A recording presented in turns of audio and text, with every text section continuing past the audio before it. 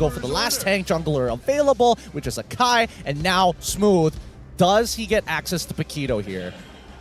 But they need a marksman. Right? They need a gold lane here. Yeah, that's right, the gold laner. Roger. They've got the Roger, alright. I don't know, like, do they have enough peel for this Roger? I feel like compared to the previous game, like, Eve does have a very, very slow peel, but with the Vexana instant burst, I think this is a better draft compared to game 1 for King Empire. Well, let's see. Let's see whether Detto can actually hold up in his lane against the Valentina. We've seen this matchup a couple of times, and usually the Valentina hyper aggressive in that lane. Yeah, but I think Vexana definitely holds a much better candle in this matchup as compared to previously. Eve versus Luoyi is just not a fun time. Homeboy's going to be looking to finish off their draft here for the EXP laner. You brought up the Paquito earlier. I think it's still a possibility, but looks like it is going to be that CC. All right. Trex, last thoughts before we jump into the game. Whose draft do you like more? Well, just like last game, if Sasa doesn't incredibly snowball here, he is not going to have a way in. He's not going to be able to get past a 5 series. Let's see how the junglers are going to start. And it looks like Mirror on the same side, Mirror's sides, in a matter of fact. Orange going to be taken by both of these junglers, and they're going to end up on opposite sides of the map, which kind of goes to show that at the very least, for Sutsujin, he's going to end up on gold, and GB, he's going to end up by EXP. Question is, which side is going to be a little bit more valuable at this stage? Wait, what? What's up? Detto is on level 2 here. Did Vitter not buy the roaming boots just so that they both can get an EXP lead here? Yeah, you're right. That's quite strange. Not too sure if we can ask for the items to be brought up right now, but do you think that would be a good strategy? The thing is, the question is why, right? Why do you want to slow Detto down just to get Vitter a little bit more XP? Because even now, we see that Vitter hits level 2, but Zorn is 2 at pretty much the exact same timing. Yeah, and seeing how I think it's more like Udil was able to hit like massive spells. Like the more he gets damage, he is gonna be able to get more XP as long as he hits damage, right? Yes, there is like a cooldown interval, but I think I'm on the same track with you as well. Like, I don't think it's enough to a point that you get a level lead right from the get-go. I think, at least for Detto, he ended up missing a minion there. So Sutsujin's able to cover for now. This shouldn't be a kill. He's got Flicker. Yeah, he's gonna be able to disengage from this here. So again, I think this is a repeat from game, like how game 1 is for King Empire. They've lost Detto's lane a little bit here. This time they have Vitter providing a little bit of assistance, but it seems like it's not enough. Just Homeboy's just winning the mid lane matchup a little bit better. However, Vitter now taking a little bit too much damage, forces the Flicker out, narrowly dying there, but Homeboy's good start for him. Turtle contest comes in, but they have to stall this for King Empire. That was very close. Vitter surviving there is quite important overall. We're actually getting a bit of a lane swap here to make sure everyone's going to hit level 4 for this turtle fight. But Homeboy's just trying to blitz it before that can happen. Yep, stolen in Turtle God, Black Dragon as well. Turtle gets resetted, but they can't seem to collapse. They're a little bit too low here. Suban almost dying, but the 3-man Petrify from Smooth will catch them. And now the Eternal God drops in. They clean house with one fell swoop. King Empire was able to collapse onto Homeboys. They strike back. Huge engage coming in from Smooth, right? Honestly, he could have jumped in way earlier, but he noticed that Detto wasn't level 4 just yet. So he patiently waits until Detto is just about to hit level 4 before he starts his engagement, just to make sure he catches Homeboys with their pants down. Yeah, that's great. That's exactly what we're talking about. Play around Detto, support him, use him, and that is what we saw. We're definitely getting to see now why the Yuzong is typically the second prio ban for Smooth. Udil nearly dying here, but it's fine. King Empire Esports looking way better this game. This is just too much coming from King Empire, but who would have thought with that play, Homeboys was having the slight edge, and this seems like a little bit of repeat here, but now shortcut. Already expanded, Zorn needs to make a run for it as well. He's looking for a defensive curse blood. It is going to get him out, but Chibi is getting zoned out with the heavy spin as well. Vitter also going to be losing his life, and no, he doesn't. Vitter, 1 HP, he survives. What? He actually escapes. Thank God Chibi instead. Ooh, that's huge for King Empire. Viter surviving that wasn't even necessary, but the fact that he did gives them so much more from that engagement. Oh, I'm more surprised that Deto didn't land the Eternal Guard onto Zorn at almost at point blank. I guess he thought he was going to sidestep it or something. Zorn tactics as per usual. But man, at least they were able to get one kill from that. Knowing King Empire, they don't like to take the momentum and run with it. They like to take their time, especially in the earlier stages. Yeah, Tsutsuji now does not have the heavy spin. He is going to be in a little bit of trouble, but they are going to force it. Bro, he just got the heavy spin, immediately goes for the pin. Zorn now taking too much damage from the Vengeance, and just like that, King Empire, they find another pick. My goodness. This is good. This is exactly what King Empire needs to do. We have to highlight, with their draft this game, King Empire will again fall off a little bit in that late game compared to the Homeboys. So they cannot give them space for a potential tempo breaker or turnaround in that mid game, which means building up this early net worth lead as much as possible. Oh. Okay, Turtle in the hands of King Empire. They are going to try and harass Udio as much as they can. King Empire having a much better game compared to game 2 here. Chibi forcing a fight with moves. Here comes the shortcut. Chibi, he's going to be pinned away here. Petrify comes in the combo as well. Can he drop the Praise's Wrath? No, he does not have the combos to return the fight. So that's going to be the first bleed here coming in from HOMEBOIS as King Empire looking to go for a little bit more. Reader coming in to join onto his Subpot. Can they finish him off? That's a lot of damage. Move. He's going for the residue shard. The Spellbound of Subpot is going to keep him alive. One more. No! Not good enough. And Reader actually dies to the turret. So HOMEBOIS will have some saving grace in the XP lane. Man, that's so unfortunate. That's so very unfortunate. That Purify doing a lot of work for Subpot there. Managed to walk away and create just enough space, and also netted him a free battle spell from Vitter. I'm on the top side though. Top side now, heavy spin, Expender trying to zone off Chibi. Tier 1 will fall, but Udil will have the Eternal Guard for now, so they will disengage for this fight. They have to rethink on how they want to approach this fight now. But honestly, I'm really liking what I'm seeing from King Empire here. The difference between their gameplay in the playoffs and the regular season is like night and day. They figured something out. The coordination and aggression in the early game is much smoother overall, and it's allowed them to build up this 2.7k net worth lead now. The more this grows, the better it will be for them. They just gotta stop Nets and Subpot from becoming problems later on. Well, I mean, it just goes to show the state of the meta right now. It's dangerous, and generally you see King Empire being a little passive with a couple of their moves, only because they just don't want to give that opportunity to the HOMEBOIS to recover from their 2.4 gold lead. Well, speaking of recovering here, seems like HOMEBOIS, they're just waiting for a reaction coming from King Empire, and this is exactly what's happened to I would say, SRG in yesterday's games as well, where they have these chips controlling the tempo on how they should be taking fights. And HOMEBOIS, now they're just waiting for reactions. Now, Chibi rarely losing levels against another jungler. Tsutsuji now one level ahead. Is he going to be able to get the perfect snipe? Now, they're going to try and go for the burst. Leader from behind. Oh, they find Chibi. He's going to try and pin him down. Shortcut comes in. He's not going to be able to steal the turtle now. He needs to run for his life. Eternal Guard also going to be expended. Chibi will survive, but they do secure the turtle for King Empire.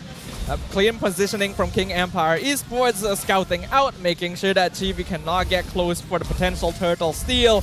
But if you ask me personally, I do feel like King Empire should be stepping on the gas just a little bit more. They're playing the map, which is all fine and dandy, but they're also not pressuring HOMEBOIS to the degree that they're stopping them from scaling. I think they're waiting for Sasa to get third item here, right? Once he gets the Trinity build, I think then we can see that King Empire is going to start stepping up, knowing that they have enough damage. Because we can even see, like, with a full combination of Vitter, with Deto, with even Smooth, they weren't able to take down Chibi, who's currently 0-3, right? So the only other person who can do that is Sasa to find that big execution at the end.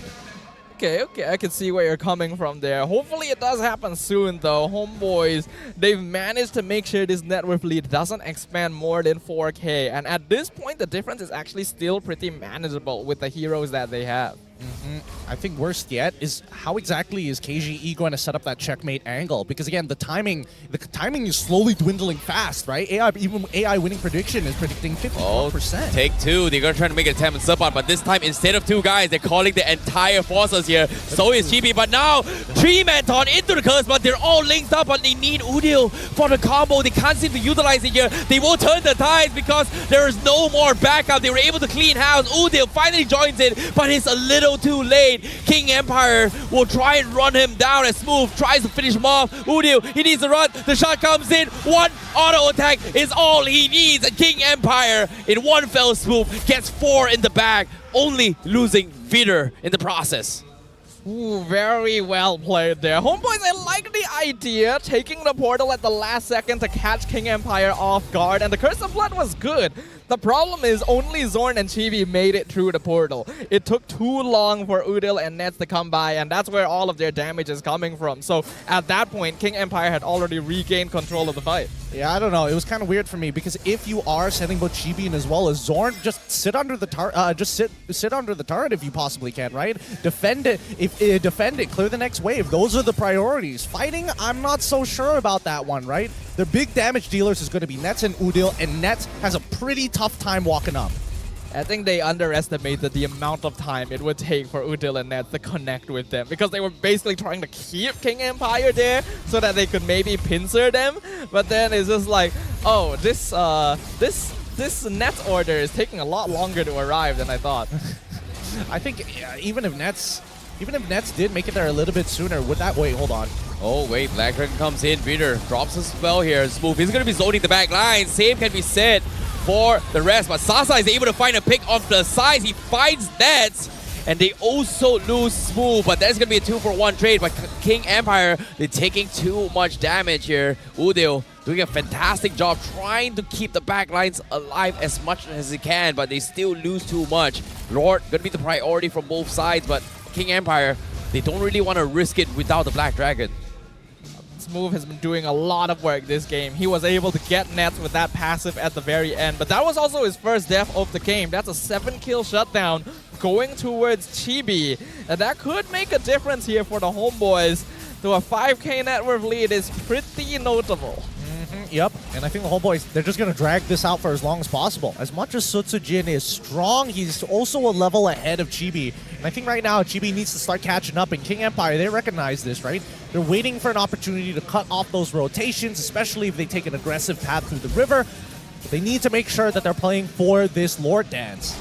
Well, speaking of Lord Dance, Sutsujin still holding in hostage for now. Well, the rest of Homeboys, they're just completely ignoring this fight. And I don't think Dato actually scouted Udil, who actually rotate down towards the bottom side here. So they may be anticipating that Sasa may be walking up. So with one wrong move, they can't get the jump on him. But here he comes, Vitor, going for the fight as well. They do start things off on Support. He's going to be the first one to run away. Curse1 connects on 2. They're pinned apart, and Nets was able to find the turtle, but Smooth! He secures the Lord instead, and that's going to be Homeboys trying to run the rest of the members coming down from King Empire. But Sasa getting a killing spree onto Chibi. That is huge for King Empire Esports. It's still a plus though. Homeboys are able to trade 2 for 2. They got the Lord on top of that.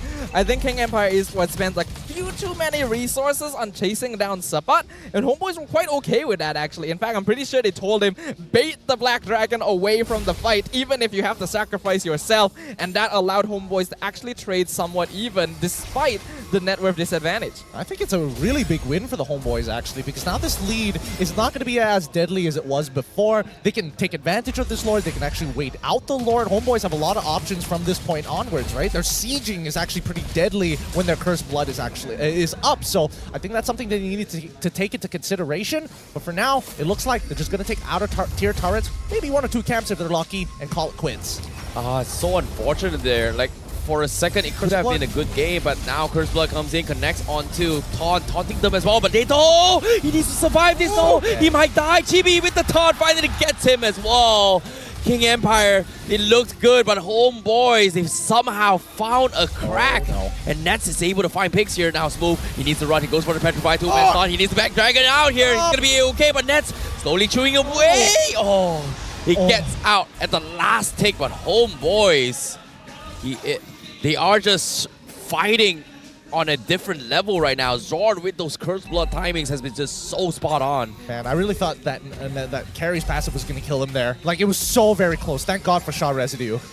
King Empire Esports, though, this is the situation we were worried about for them. Homeboys found the tempo breaker again. They found the timing. They found the strike window.